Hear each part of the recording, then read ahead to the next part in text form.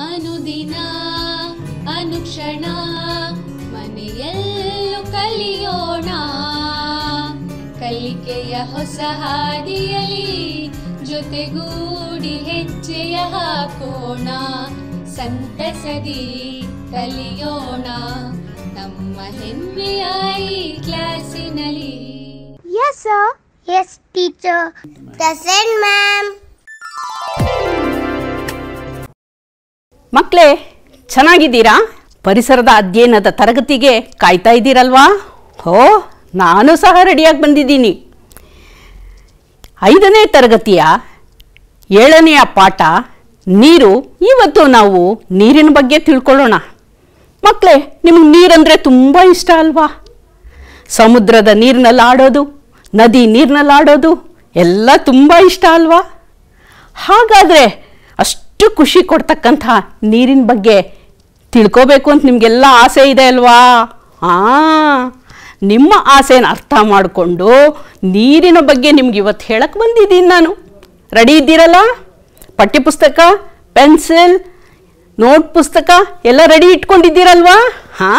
ಜಾಣ ಮಕ್ಕಳು ಎಲ್ಲ ರೆಡಿಯಾಗೇ ಇಟ್ಕೊಂಡಿರ್ತೀರ. ಈ ದಿನ ನಾವು ನೀರಿನ ಬಗ್ಗೆ ಏನೆಲ್ಲ ಕಲಿತೀವಿ ಅಂತ ಒಂದ್ಸರಿ ನೋಡೋಣವಾ ಮಕ್ಕಳೇ? ನೋಡೋಣ. ಈ ಪಾಠವನ್ನು ಕಲಿತ ನಂತರ ನೀವು ನೀರಿನ ಆಕಾರಗಳ ಬಗ್ಗೆ ತಿಳ್ಕೊಳ್ತೀರಾ. ಆಕಾರಗಳು ಅಂದರೆ ಏನು? ನೀರು ನಮಗೆ ಎಲ್ಲೆಲ್ಲಿ ದೊರೆಯುತ್ತೆ ಅಂತಕ್ಕಂಥದ್ದನ್ನು ತಿಳ್ಕೊಳ್ತೀರಾ. ನೀರಿನ ಭೌತಿಕ ಗುಣಲಕ್ಷಣಗಳನ್ನು ಅರ್ಥ ಮಾಡ್ಕೊಳ್ತೀರಾ. ನೀರಿನ ಜೈವಿಕ ಪ್ರಾಮುಖ್ಯತೆಯನ್ನು ಪ್ರಶಂಸಿಸ್ತೀರಾ. ನೀರಿನ ಗುಣಲಕ್ಷಣಗಳನ್ನು ತಿಳ್ಕೊಳ್ತೀರಾ.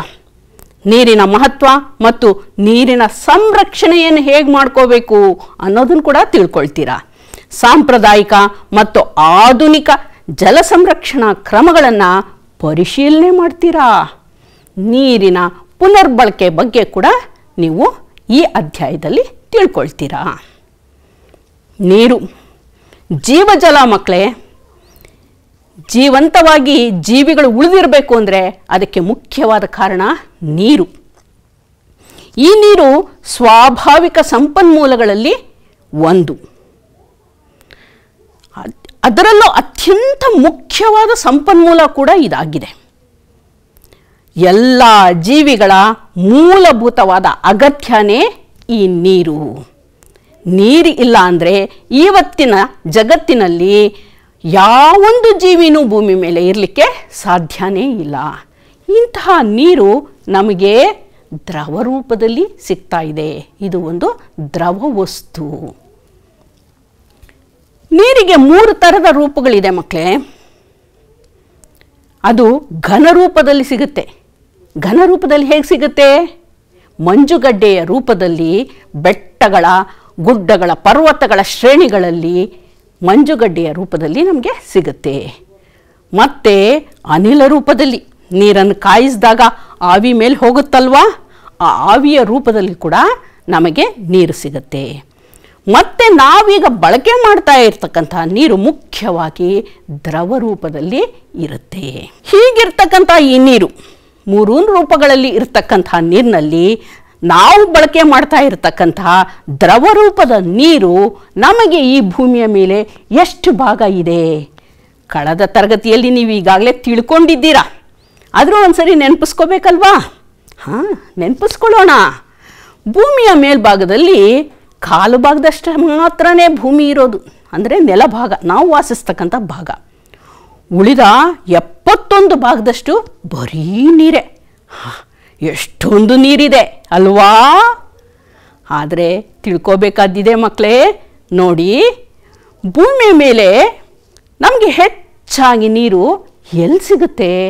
ಭೂಮಿಯ ಮೇಲೆ ನಮಗೆ ಹೆಚ್ಚಾಗಿ ಸಾಗರಗಳಲ್ಲಿ ಮತ್ತು ಸಮುದ್ರಗಳಲ್ಲಿ ಕಂಡುಬರುತ್ತೆ. ಅಪಾರವಾದ ಸಾಗರಗಳಿವೆ, ಹಾಗೆ ಸಮುದ್ರಗಳು ಸಹ ಇವೆ. ಆ ಸಮುದ್ರಗಳಲ್ಲಿ ಮತ್ತು ಸಾಗರಗಳಲ್ಲಿ ನೀರು ನಮಗೆ ಯಥೇಚ್ಛವಾಗಿ ಸಿಗುತ್ತೆ. ಭೂಮಿಯ ಮೇಲೆ ಇರ್ತಕ್ಕಂತಹ ಸಾಗರಗಳು 5 ಮುಖ್ಯವಾಗಿವೆ. ಅವು ನೀರಿನ ಅತ್ಯಂತ ಪ್ರಮುಖವಾದ ಆಕರ ಆಗಿದೆ. ಪಂಚಮಹಾಸಾಗರಗಳು ಅಂತ ಕರಿತೀವಿ. ಆ 5 ಸಾಗರಗಳಲ್ಲಿ ಯಥೇಚ್ಛವಾದ ನೀರಿದೆ. ಅದು ಯಾವುದು ಅಂತ ಒಂದು ಸರಿ ನೋಡೋಣವಾ ಮಕ್ಕಳೇ?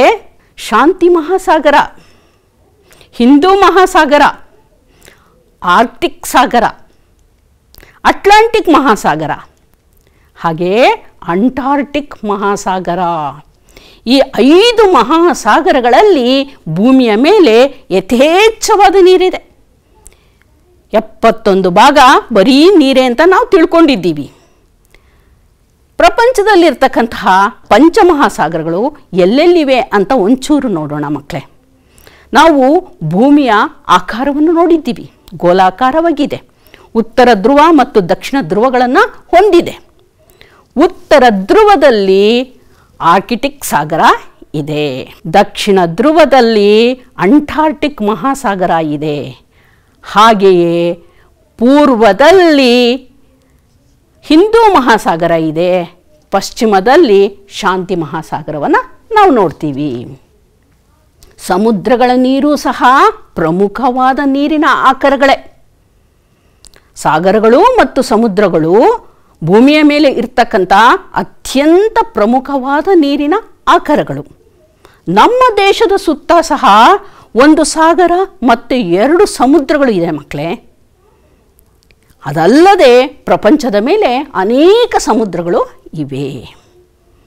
ನಮ್ಮ ಭೂಮಿಯ ಮೇಲೆ, ನಮ್ಮ ದೇಶದ ಸುತ್ತ ಇರ್ತಕ್ಕಂತಹ ಸಾಗರ ಮತ್ತು ಸಮುದ್ರಗಳು ಯಾವುದು ಅಂತ ಸ್ವಲ್ಪ ನೋಡೋಣವಾ?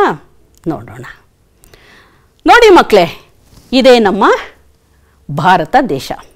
ಭೂಮಿಯ ಮೇಲೆ ಇರ್ತಕ್ಕಂತಹ, ಪ್ರಪಂಚದ ಮೇಲೆ ನಮ್ಮ ಭಾರತ ದೇಶವನ್ನು ತಗೊಂಡಿದ್ದೀವಿ. ಭಾರತ ದೇಶದಲ್ಲಿ ನಮಗೆ ಪೂರ್ವದಲ್ಲಿ ಬಂಗಾಳ ಕೊಲ್ಲಿ ಇದೆ, ಪಶ್ಚಿಮದಲ್ಲಿ ಅರಬ್ಬಿ ಸಮುದ್ರ ಇದೆ, ಹಾಗೆ ಕೆಳಗಡೆ ದಕ್ಷಿಣದಲ್ಲಿ ಹಿಂದೂ ಮಹಾಸಾಗರ ಇದೆ. ಸಾಗರಗಳು ಮತ್ತು ಸಮುದ್ರಗಳು ಯಥೇಚ್ಛವಾಗಿ ನೀರನ್ನು ಹೊಂದಿರತಕ್ಕಂತಹ ನೀರಿನ ಆಕಾರಗಳು ಅಂತ ನಾವಿವಾಗ ತಿಳ್ಕೊಂಡ್ವಿ. ಭೂಮಿಯ ಮೇಲೆ ಸಿಹಿ ನೀರಿನ ಪ್ರಮಾಣ ಎಷ್ಟಿದೆ?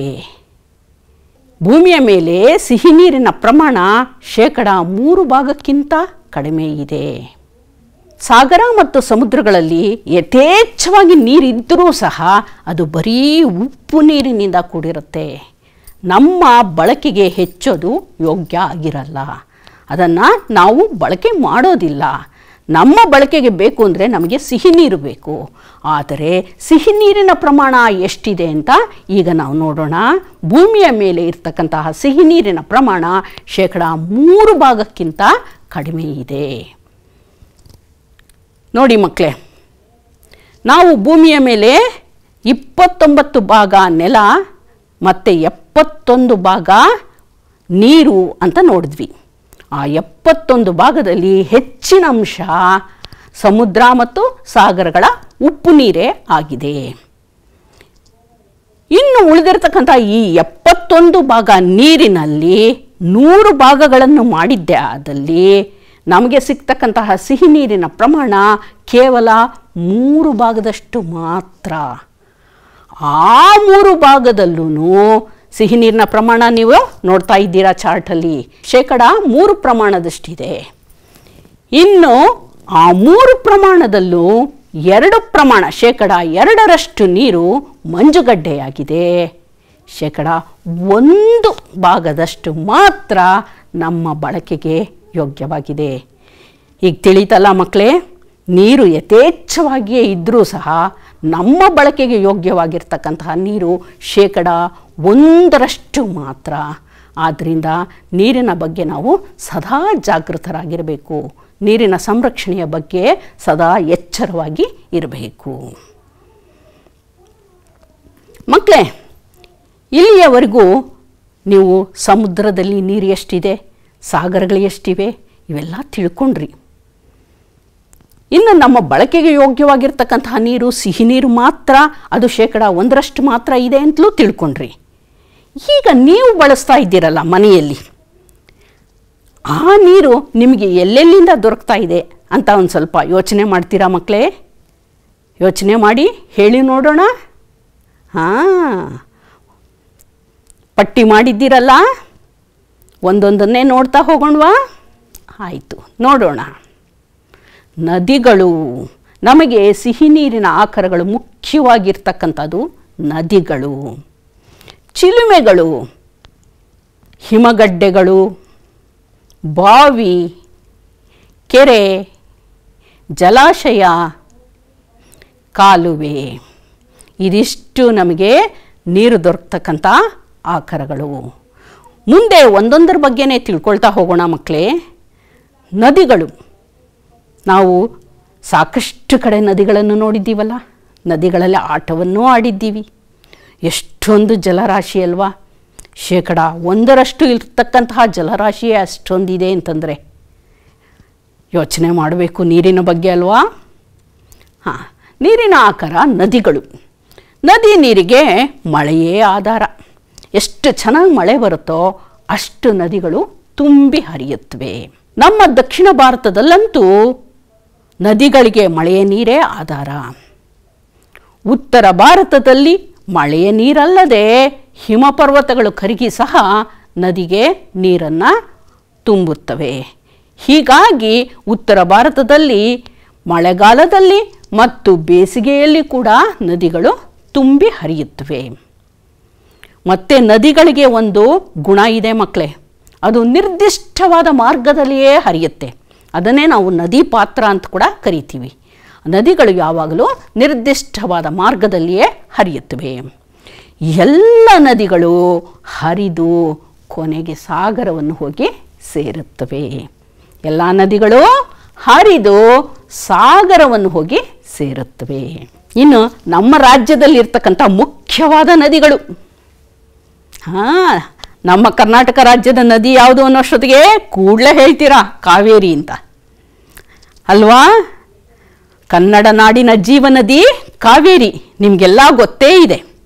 ಅದರ ಜೊತೆಗೆ ಕೃಷ್ಣ ಕೂಡ ನಮ್ಮಲ್ಲಿ ಪ್ರಮುಖವಾಗಿ ಹರಿಯುತ್ತವೆ.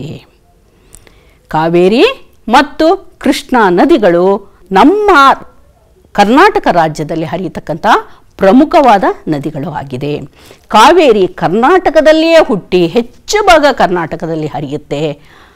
ಕೃಷ್ಣ ಮಹಾರಾಷ್ಟ್ರದಲ್ಲಿ ಹುಟ್ಟಿ ನಮ್ಮಲ್ಲಿ ಹರಿದು ಮುಂದಕ್ಕೆ ಆಂಧ್ರ ಪ್ರದೇಶವನ್ನು ಹೋಗಿ ಸೇರಿಕೊಳ್ಳುತ್ತೆ. ನೋಡಿ ಮಕ್ಕಳೇ, ಕರ್ನಾಟಕದ ಪ್ರಮುಖವಾದ ನದಿಗಳನ್ನು ನಾನು ಇಲ್ಲಿ ಹೆಸರಿಸ್ತಾ ಇದ್ದೀನಿ. ಇಲ್ಲಿ ಕರ್ನಾಟಕದ ಭೂಪಟದಲ್ಲಿ ಕೆಲವೊಂದು ಬಣ್ಣಗಳು ಕೂಡ ನಿಮಗೆ ಕಾಣಿಸ್ತಾ ಇದೆ. ಗುಲಾಬಿ ಬಣ್ಣ, ಹಳದಿ ಬಣ್ಣ, ಹಸಿರು ಬಣ್ಣ ಮತ್ತು ನೀಲಿ ಬಣ್ಣ. ಈ ಬಣ್ಣಗಳು ಈ ನದಿಗಳು ಹರಿಯತಕ್ಕಂತಹ ಪಾತ್ರಗಳನ್ನು ತೋರಿಸ್ತಾ ಇದೆ. ಅದು ಯಾವ್ಯಾವುದು ಅಂತ ನಾನೀಗ ಹೇಳ್ತಾ ಹೋಗ್ತೀನಿ. ಕಾವೇರಿ ನದಿ, ಈ ಕಾವೇರಿ ನದಿ ನಮ್ಮ ಕರ್ನಾಟಕದಲ್ಲಿಯೇ ಹುಟ್ಟಿ ಹೆಚ್ಚು ಭಾಗ ಕರ್ನಾಟಕದಲ್ಲಿಯೇ ಹರಿಯುತ್ತೆ. ಜೊತೆಗೆ ಅದಕ್ಕೆ ಕೆಲವೊಂದು ಉಪನದಿಗಳು ಕೂಡ ಇವೆ. ಆ ಉಪನದಿಗಳು ಯಾವುದು ಅಂತಂದರೆ ಹೇಮಾವತಿ, ಕಪಿಲ, ಅರ್ಕಾವತಿ, ಹಾರಂಗಿ. ಈ ಎಲ್ಲ ನದಿಗಳು ಕರ್ನಾಟಕದ ದಕ್ಷಿಣ ಭಾಗದಲ್ಲಿ ತಳಭಾಗದಲ್ಲಿ ಹರಿತಾ ಇವೆ. ನೀಲಿ ಬಣ್ಣ ಕಾಣ್ತಾ ಇದೆಯಲ್ಲ, ಆ ಬಣ್ಣದಲ್ಲಿ ಹರಿಯುತ್ತವೆ. ಇನ್ನು ಕೃಷ್ಣಾ ನದಿಯ ಉಪನದಿ ಘಟಪ್ರಭಾ, ಮಲಪ್ರಭಾ, ಭೀಮಾ ಮತ್ತು ತುಂಗಭದ್ರಾ. ಇದು ಕರ್ನಾಟಕದ ಉತ್ತರ ಭಾಗದಲ್ಲಿ ಹರಿತಾ ಇದೆ. ಹಳದಿ ಬಣ್ಣ ಕಾಣ್ತಾ ಇದೆಯಲ್ಲ, ಅದಷ್ಟು ಕೂಡ ನಮ್ಮ ಕರ್ನಾಟಕದ ಉತ್ತರ ಭಾಗ. ಆ ಉತ್ತರ ಭಾಗದಲ್ಲಿ ಕೃಷ್ಣಾ ನದಿಯ ಉಪನದಿಗಳಾದ ಘಟಪ್ರಭಾ, ಮಲಪ್ರಭಾ, ಭೀಮಾ ಮತ್ತು ತುಂಗಭದ್ರಾ ಹರಿಯುತ್ತೆ. ಇನ್ನು ಗೋದಾವರಿ ನದಿ, ಗೋದಾವರಿ ನದಿ ಹುಟ್ಟೋದು ಮಹಾರಾಷ್ಟ್ರದಲ್ಲೇ ಆದರೂ ಕೂಡ ಅದರ ಒಂದೇ ಒಂದು ಉಪನದಿ ಮಂಜೀರಾ, ಅದು ನಮ್ಮ ಕರ್ನಾಟಕದಲ್ಲಿ ಹರಿಯುತ್ತೆ. ಕರ್ನಾಟಕದ ತುತ್ತ ತುದಿ ಉತ್ತರ ಭಾಗದಲ್ಲಿ ಹರಿತಾ ಇದೆ. ಹಸಿರು ಬಣ್ಣ ಕಾಣಿಸ್ತಾ ಇದೆಯಲ್ಲ, ಹಸಿರು ಬಣ್ಣದಲ್ಲಿ ಇರತಕ್ಕಂಥದ್ದು, ಹಸಿರು ಬಣ್ಣ ಮೇಲ್ಭಾಗದಲ್ಲಿ ಕಾಣ್ತಾ ಇದೆಯಲ್ಲ ಉತ್ತರ ಭಾಗ, ಆ ಉತ್ತರ ಭಾಗದಲ್ಲಿ ಕಾಣ್ತಾ ಇರತಕ್ಕಂಥದ್ದು ಮಂಜೀರಾ ನದಿ ಹರಿಯತಕ್ಕಂಥ ಪ್ರದೇಶ ಆಗಿದೆ. ಇನ್ನು ಪಶ್ಚಿಮ ಘಟ್ಟದ ನದಿಗಳು ಗುಲಾಬಿ ಬಣ್ಣದಲ್ಲಿ ಪಶ್ಚಿಮ ಭಾಗದಲ್ಲಿ ಕಾಣ್ತಾ ಇದೆ. ಈ ಪಶ್ಚಿಮ ಘಟ್ಟದ ನದಿಗಳು ಮುಖ್ಯವಾಗಿ ಶರಾವತಿ, ಕಾಳಿ, ನೇತ್ರಾವತಿ ನದಿಗಳು.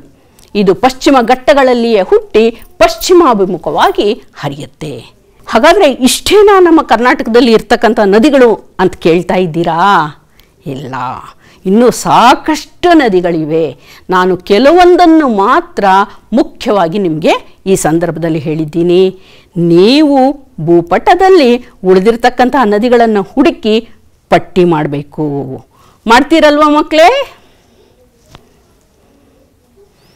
ಇನ್ನು ಎರಡನೇದಾಗಿ ನಮಗೆ ಸಿಗ್ತಕ್ಕಂಥ ನೀರಿನ ಆಕರಗಳು, ಅದರಲ್ಲೂ ಸಿಹಿ ನೀರಿನ ಆಕರಗಳು, ಚಿಲುಮೆಗಳು.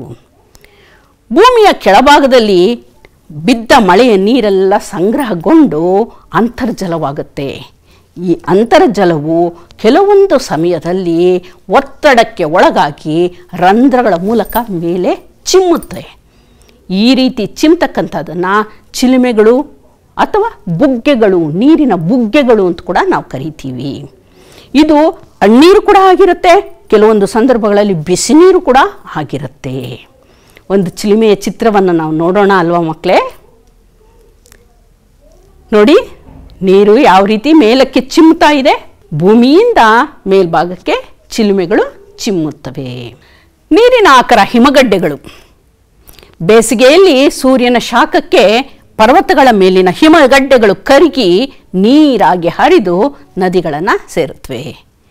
ಹಾಗಾಗಿ ಉತ್ತರ ಭಾರತದಲ್ಲಿ ಬೇಸಿಗೆಯಲ್ಲಿಯೂ ಸಹ ನದಿಗಳು ಹರಿಯುತ್ತವೆ. ಹಿಮಗಡ್ಡೆಗಳ ಚಿತ್ರ ಕಾಣಿಸ್ತಾ ಇದೆಯಲ್ವ ಮಕ್ಕಳೇ? ನೋಡಿ ಯಾವ ರೀತಿ ಬಿಸಿಲಿಗೆ ಕರಗಿ ನೀರಾಗಿ ಹರಿಯುತ್ತಾ ಇದೆ. ಇನ್ನು ನೀರಿನ ಆಕರ ಅಂತರ್ಜಲ. ಮಳೆಯ ನೀರು ಭೂಮಿಯ ಸಡಿಲ ಭಾಗಗಳ ಮೂಲಕ ಒಳಹೋಗಿ ಸಂಗ್ರಹ ಆಗುತ್ತೆ. ಹೀಗೆ ಸಂಗ್ರಹವಾದ ನೀರನ್ನು ನಾವು ಅಂತರ್ಜಲ ಅಂತ ಕರಿತೀವಿ. ಇತ್ತೀಚೆಗೆ ಕೊಳವೆ ಬಾವಿಗಳ ಮೂಲಕ ಈ ಅಂತರ್ಜಲವನ್ನು ಮೇಲೆ ತೆಗಿತಾ ಇದ್ದಾರೆ. ನೀರಿನ ಅತಿಯಾದ ಬಳಕೆಯಿಂದ ಅಂತರ್ಜಲ ಖಾಲಿಯಾಗ್ತಾ ಇದೆ ಮಕ್ಕಳೇ. ನೀರಿನ ಆಕರಗಳು ಖಾಲಿಯಾದಷ್ಟು ಮುಂದಿನ ಜನಾಂಗ ನೀರಿನ ಅಭಾವವನ್ನು ಎದುರಿಸಬೇಕಾಗತ್ತೆ. ಹಾಗಾಗಿ ನೀರಿನ ಸಂರಕ್ಷಣೆಯ ಬಗ್ಗೆ ನಾವು ನಿಗಾವಹಿಸಬೇಕು. ಸರಿ, ಅಂತರ್ಜಲ ಖಾಲಿಯಾಗುತ್ತೆ ಅಂದರೆ ಮತ್ತೆ ಅಂತರ್ಜಲ ತುಂಬೋದಕ್ಕೆ ಏನು ಮಾಡಬೇಕು? ಯೋಚಿಸ್ಬೇಕಲ್ವಾ ಮಕ್ಕಳೇ? ನೀರು ಖಾಲಿ ಆಗಬಾರ್ದು ಅಂತ ಉಪಯೋಗಿಸದೆ ಸಂಗ್ರಹಿಸಿಟ್ಕೊಳ್ಳೋದಲ್ಲ. ನಮ್ಮ ಉಪಯೋಗಕ್ಕೆ ಎಷ್ಟು ಬೇಕೋ ಅಷ್ಟನ್ನು ನಾವು ಉಪಯೋಗಿಸಬೇಕು. ಅಗತ್ಯಕ್ಕಿಂತ ಹೆಚ್ಚಾದ ನೀರನ್ನು ಬಳಸಬಾರದು. ಆದರೆ ಸುಮ್ಮನೆ ಬಳಸ್ತಾ ಇದ್ದರೆ ಖಾಲಿ ಆಗಿಬಿಡತ್ತೆ ಅಂತಂದರೆ ಅದನ್ನು ಉಳಿಸಬೇಕು ಅಂತಂದರೆ ಏನು ಮಾಡಬೇಕು ನಾವು? ಇಂಗು ಗುಂಡಿಗಳನ್ನು ನಿರ್ಮಿಸಬೇಕು. ಈಗಂತೂ ಸರ್ಕಾರದ ಆದೇಶನೇ ಇದೆ. ಯಾರೇ ಮನೆ ಕಟ್ಟಬೇಕಾದರೂ ಕೂಡ ಮೊದಲು ಇಂಗು ಗುಂಡಿಗಳನ್ನು ನಿರ್ಮಾಣ ಮಾಡಲೇಬೇಕು. ಮತ್ತು ಅತಿಯಾದ ಅಂತರ್ಜಲದ ಬಳಕೆಯನ್ನು ಕಡಿಮೆ ಮಾಡಬೇಕು. ಪ್ರತಿ ಮನೆಯಲ್ಲೂ ಕೊಳವೆ ಬಾವಿಗಳನ್ನ ಕೊರೆಸ್ತಾರೆ.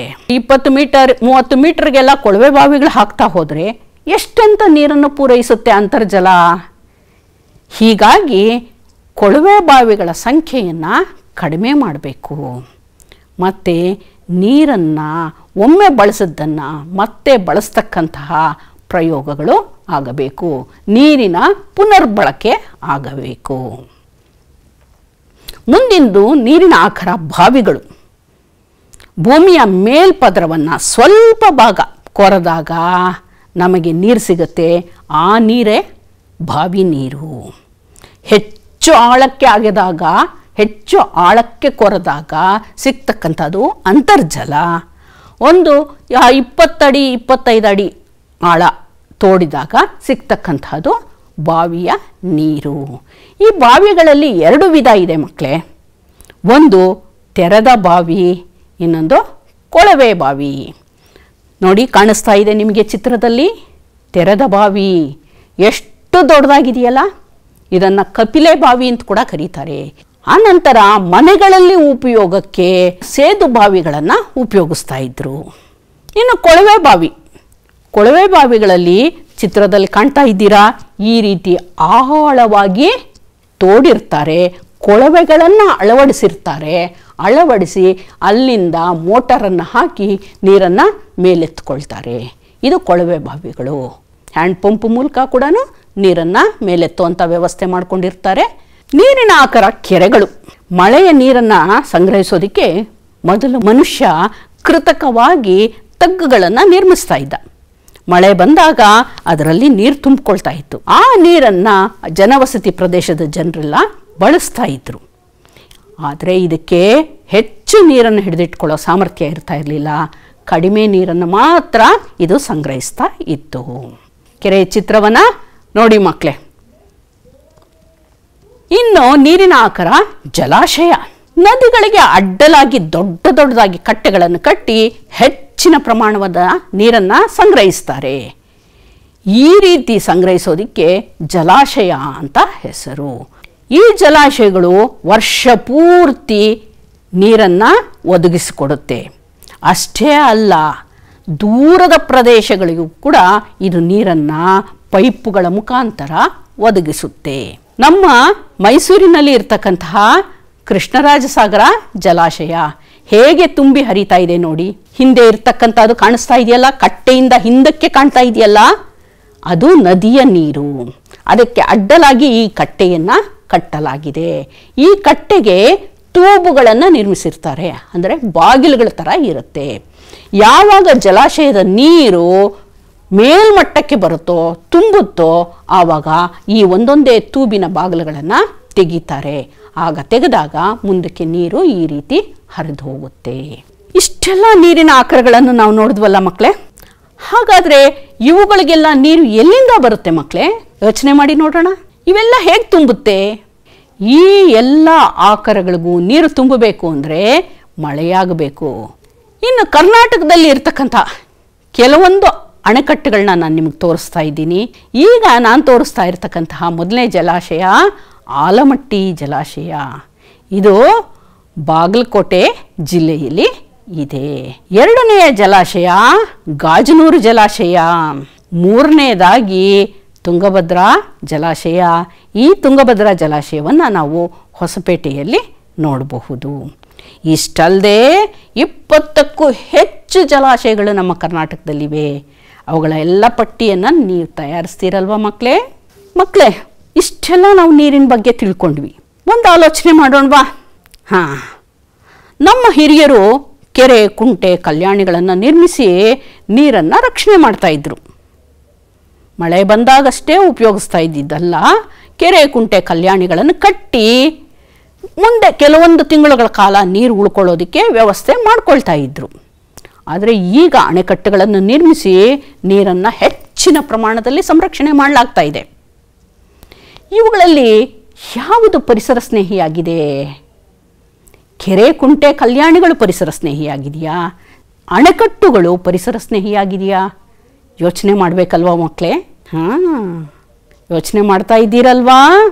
ನಮ್ಮ ಹಿಂದಿನ ಕಾಲದವ್ರು ಬಳಸ್ತಾ ಇರ್ತಕ್ಕಂಥ ಕೆರೆ, ಕುಂಟೆ, ಕಲ್ಯಾಣಿಗಳೇ ಪರಿಸರ ಸ್ನೇಹಿಯಾಗಿದ್ವು. ಯಾಕೆಂದರೆ ಅಣೆಕಟ್ಟುಗಳಷ್ಟು ಹೆಚ್ಚಿನ ಜಲ ಪ್ರದೇಶವನ್ನು ಅದು ತಗೊಳ್ತಾ ಇರಲಿಲ್ಲ. ಸ್ವಲ್ಪ ಮಟ್ಟಿಗೆ ಕೆಲವೊಂದು ಎಕರೆಗಳಷ್ಟು ಜಾಗದಲ್ಲಿ ಕೆರೆ, ಕುಂಟೆ, ಕಲ್ಯಾಣಿಗಳನ್ನು ನಿರ್ಮಾಣ ಮಾಡ್ತಾ ಇದ್ರು. ಆದರೆ ಈಗ ಅಣೆಕಟ್ಟುಗಳನ್ನು ಸಾವಿರಾರು ಎಕರೆಗಳಷ್ಟು ಜಾಗವನ್ನು ಬಳಸಿ ನಿರ್ಮಿಸ್ತಾ ಇದ್ದಾರೆ.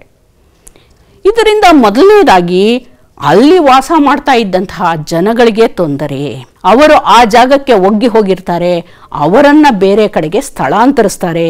ಅವರು ಬೇರೆ ಕಡೆ ಜೀವನವನ್ನು ಕಂಡುಕೊಳ್ಳೋದು ಮೊದಲನೇದಾಗಿ ಕಷ್ಟದ ಕೆಲಸ ಆಗಿರುತ್ತೆ. ಎರಡನೇದಾಗಿ ಕಾಡುಗಳ ನಾಶ ಆಗುತ್ತೆ.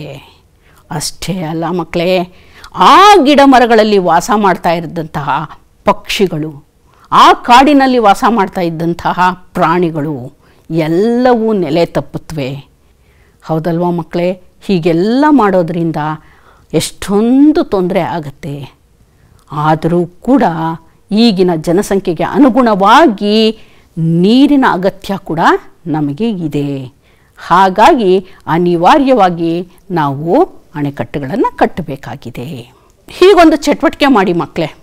ನಿಮ್ಮ ಊರಿನ ಸಮೀಪ ಕೆರೆ ಇರಬಹುದು, ಕುಂಟೆ ಇರಬಹುದು, ಕಲ್ಯಾಣಿ ಇರಬಹುದು. ಯಾವುದಕ್ಕಾದ್ರೂ ನೀವು ಭೇಟಿ ಕೊಡಿ. ಒಬ್ಬರೇ ಮಾತ್ರ ಹೋಗಬೇಡಿ ನೀರಿನ ಹತ್ರ. ನಿಮ್ಮ ಹಿರಿಯರನ್ನೇ ಯಾರನ್ನಾದರೂ ಕರ್ಕೊಂಡೋಗಿ, ಇಲ್ಲ ನಿಮ್ಮ ಶಿಕ್ಷಕರ ಸಹಾಯ ತಗೊಳ್ಳಿ. ಆಯ್ತಲ್ಲ? ಈ ಒಂದು ಕೆರೆ, ಕುಂಟೆ, ಕಲ್ಯಾಣಿ ಯಾವ ಸ್ಥಳದಲ್ಲಿ, ಎಂತಹ ಸ್ಥಳದಲ್ಲಿ ನಿರ್ಮಾಣ ಮಾಡಿದ್ದಾರೆ? ಇದರಲ್ಲಿ ನೀರು ಹೇಗೆ ಸಂಗ್ರಹ ಆಗ್ತಾ ಇದೆ? ಇದರಿಂದ ಜನಕ್ಕಾಗ್ತಕ್ಕಂತಹ ಅನುಕೂಲಗಳು ಏನು? ಇದು ವರ್ಷದ ಯಾವ ಕಾಲದಲ್ಲಿ ತುಂಬಿ ಹರಿಯುತ್ತೆ ಮತ್ತು ಯಾವ ಕಾಲದಲ್ಲಿ ಖಾಲಿಯಾಗುತ್ತೆ, ಯಾಕೆ ಇತ್ಯಾದಿಗಳನ್ನೆಲ್ಲ ಪಟ್ಟಿ ಮಾಡ್ತೀರಲ್ವ ಮಕ್ಕಳೇ? ಇದು ನಿಮಗಾಗಿ ಒಂದು ಚಟುವಟಿಕೆ. ಇನ್ನು ಕೆರೆಗಳ ಬಗ್ಗೆ, ಅಣೆಕಟ್ಟುಗಳ ಬಗ್ಗೆ ನಾವು ಇಲ್ಲಿವರೆಗೂ ಮಾತಾಡ್ತಾ ಬಂದ್ವಿ, ಹೌದಲ್ವಾ? ಕೆರೆ ಮತ್ತು ಅಣೆಕಟ್ಟಿಗೆ ಏನೆಲ್ಲ ವ್ಯತ್ಯಾಸಗಳಿದೆ ಸ್ವಲ್ಪ ತಿಳ್ಕೊಳ್ಳೋಣವಾ? ಕೆರೆ ಕಡಿಮೆ ನೀರನ್ನು ಸಂಗ್ರಹಿಸುತ್ತೆ, ಅಣೆಕಟ್ಟುಗಳು ಹೆಚ್ಚಿನ ಪ್ರಮಾಣದ ನೀರನ್ನು ಸಂಗ್ರಹಿಸುತ್ತೆ.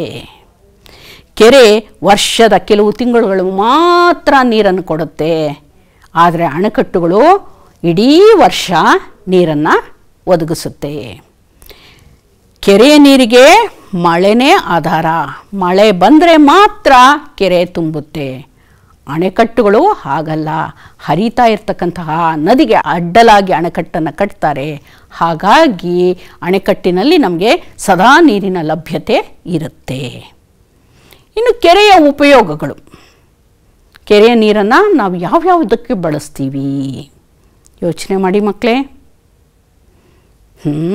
ಪಟ್ಟಿ ಮಾಡಿದ್ದೀರಲ್ಲ, ಒಂದೊಂದನ್ನೇ ನೋಡೋಣ. ದಿನನಿತ್ಯದ ಬಳಕೆಗೆ, ಪ್ರತಿಯೊಂದು ಜೀವರಾಶಿಗೂ ನೀರು ಅಗತ್ಯ ನಾವು ತಿಳ್ಕೊಂಡಿದ್ದೀವಿ. ಹೀಗಾಗಿ ದಿನನಿತ್ಯ ನಮ್ಮ ಬಳಕೆಗೆ ನೀರು ಬೇಕು. ಅಡುಗೆ ಮಾಡೋದಕ್ಕೆ, ಸ್ನಾನ ಮಾಡೋದಕ್ಕೆ, ಬಟ್ಟೆ ತೊಳೆಯೋದಕ್ಕೆ, ಪಾತ್ರೆ ತೊಳೆಯೋದಕ್ಕೆ, ದನಕರುಗಳನ್ನು ಸಾಕಿದರೆ ಅವುಗಳಿಗೆ ಕುಡಿಯಲಿಕ್ಕೆ ನೀರು ಇತ್ಯಾದಿಯಾಗಿ ದಿನನಿತ್ಯದ ಬಳಕೆಗೆ ನೀರು ಬೇಕೇ ಬೇಕು. ವ್ಯವಸಾಯ ಮತ್ತು ತೋಟಗಾರಿಕೆಗೆ ಬೆಳೆ ಬೇಕಲ್ವಾ? ಬೆಳೆ ಬೆಳೆದ್ರೆ ತಾನೇ ನಮಗೆ ಆಹಾರ. ಹಾಗಾಗಿ ವ್ಯವಸಾಯ ಮತ್ತು ತೋಟಗಾರಿಕೆಗೂ ಸಹ ನೀರು ಬೇಕು. ಮೀನುಗಾರಿಕೆ, ಕೆರೆಗಳಲ್ಲಿ ಮೀನುಗಳನ್ನು ಹಿಡಿದು ವ್ಯಾಪಾರ ವ್ಯವಹಾರಗಳನ್ನು ಕೂಡ ಮಾಡ್ತಾರೆ. ಹಾಗಾಗಿ ಮೀನುಗಾರಿಕೆ ಕೂಡ ಕೆರೆಯಲ್ಲಿ ನಡೆಯುತ್ತೆ. ಇನ್ನು ಅಣೆಕಟ್ಟುಗಳ ಉಪಯೋಗ ಏನು ಅಂತ ನೋಡೋಣವಾ? ವ್ಯವಸಾಯ ಮತ್ತು ತೋಟಗಾರಿಕೆಗೆ ಅಣೆಕಟ್ಟುಗಳು ಸಹ ವ್ಯವಸಾಯ ಮತ್ತು ತೋಟಗಾರಿಕೆಗೆ ನೀರನ್ನು ಒದಗಿಸುತ್ತೆ. ವಿದ್ಯುತ್ ಉತ್ಪಾದನೆಗೆ, ಮುಖ್ಯವಾಗಿ ಅಣೆಕಟ್ಟುಗಳು ವಿದ್ಯುತ್ ಉತ್ಪಾದನೆಗೆ ಅವಕಾಶವನ್ನು ಕಲ್ಪಿಸಿಕೊಡುತ್ತೆ. ಉದ್ಯಾನವನಗಳ ನಿರ್ಮಾಣವನ್ನು ಮಾಡ್ತಾರೆ. ಇದೆಲ್ಲನೂ ಅಣೆಕಟ್ಟುಗಳ ಉಪಯೋಗಗಳು. ಮನೆಯಲ್ಲಿ ಮತ್ತು ಮನೆಯಿಂದ ಹೊರಗಡೆ ನೀರನ್ನು ಯಾವ್ಯಾವುದಕ್ಕೆ ಬಳಸ್ತಾರೆ ಅಂತ ಒಮ್ಮೆ ನೋಡೋಣ. ಕುಡಿಯೋದಕ್ಕೆ ಮುಖ್ಯವಾಗಿ ನೀರು ಬೇಕೇ ಬೇಕು.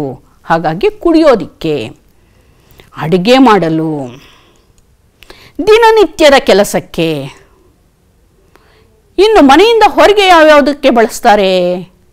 ಕೃಷಿಗೆ, ವ್ಯವಸಾಯ ಮಾಡಲಿಕ್ಕೆ, ಜಲ ಸಾರಿಗೆಗೆ, ಕಾರ್ಖಾನೆಗಳ ಬಳಕೆಗೆ, ವಿದ್ಯುತ್ ಉತ್ಪಾದನೆಗೆ, ಜಲಕ್ರೀಡೆಗಳು ಅಂದರೆ ಕೆಲವೊಂದು ಅಮ್ಯೂಸ್ಮೆಂಟ್ ಪಾರ್ಕ್ ಅಂತ ಮಾಡ್ಕೊಂಡಿರ್ತಾರೆ. ಆ ಪಾರ್ಕ್ಗಳಲ್ಲಿ ಕೆಲವೊಂದು ವಾಟರ್ ಸ್ಪೋರ್ಟ್ಸನ್ನು ಆಡ್ತಾರೆ. ಆ ವಾಟರ್ ಸ್ಪೋರ್ಟ್ಸ್ಗೋಸ್ಕರ ಕೂಡ ನೀರನ್ನು ಬಳಕೆ ಮಾಡ್ತಾರೆ. ಆಸ್ಪತ್ರೆಗಳಲ್ಲಿ ಮತ್ತು ಕಟ್ಟಡ ಕಾಮಗಾರಿಗಳಿಗೆ ಸಹ ನಾವು ನೀರನ್ನು ಬಳಸ್ತೇವೆ. ಮಕ್ಕಳೇ, ಇಲ್ಲಿಯವರೆಗೆ ನಾವು ಏನೆಲ್ಲ ತಿಳ್ಕೊಂಡ್ವಿ ನೀರಿನ ಬಗ್ಗೆ ಅಂತಕ್ಕಂಥದ್ದನ್ನು ಒಂದ್ಸರಿ ನೋಡೋಣವಾ? ನೀರಿನ ಆಕಾರಗಳ ಬಗ್ಗೆ ತಿಳ್ಕೊಂಡ್ವಿ, ನೀರಿನ 3 ರೂಪಗಳ ಬಗ್ಗೆ ತಿಳ್ಕೊಂಡ್ವಿ, ನೀರಿನ ಜೈವಿಕ ಪ್ರಾಮುಖ್ಯತೆಯನ್ನು ತಿಳ್ಕೊಂಡ್ವಿ, ಮತ್ತು ಭೂಮಿಯ ಮೇಲೆ ನೀರು ಯಾವ ರೀತಿ ಹಂಚಿಕೆಯಾಗಿದೆ ಅನ್ನೋದನ್ನು ಕೂಡ ನಾವು ಈ ಪಾಠದಲ್ಲಿ ತಿಳ್ಕೊಂಡ್ವಿ. ಗೃಹಪಾಠದಲ್ಲಿ ಕೊಟ್ಟಿರ್ತಕ್ಕಂತಹ ಪ್ರಶ್ನೆಗಳು ತುಂಬ ಸುಲಭವಾಗಿವೆ. ಈಗಾಗಲೇ ನಾವು ಅದನ್ನೆಲ್ಲ ಚರ್ಚೆ ಮಾಡಿದ್ದೀವಿ. ನೆನ್ಪಿಟ್ಕೊಂಡು ನೀವು ಬರೀಬೇಕು. ಬರೀತೀರಲ್ವ ಮಕ್ಕಳೇ? ಕರ್ನಾಟಕದ ಅಣೆಕಟ್ಟುಗಳ ಚಿತ್ರಗಳನ್ನು ಸಂಗ್ರಹಿಸಿ ಒಂದು ಹಾಳೆ ಮೇಲೆ ಅಂಟಿಸಿ, ಅದನ್ನು ಹೆಸರಿಸಿ. ಕರ್ನಾಟಕದ ನದಿಗಳ ಹೆಸರುಗಳನ್ನು ಪಟ್ಟಿ ಮಾಡಿ. ಧನ್ಯವಾದಗಳು. ಪ್ರಸ್ತುತಿ ಶ್ರೀಮತಿ ಶಾಂತಕುಮಾರಿ CR, ಕರ್ನಾಟಕ ಪಬ್ಲಿಕ್ ಶಾಲೆ, ಯಡಿಯೂರು, ಬೆಂಗಳೂರು ದಕ್ಷಿಣ ವಲಯ 3.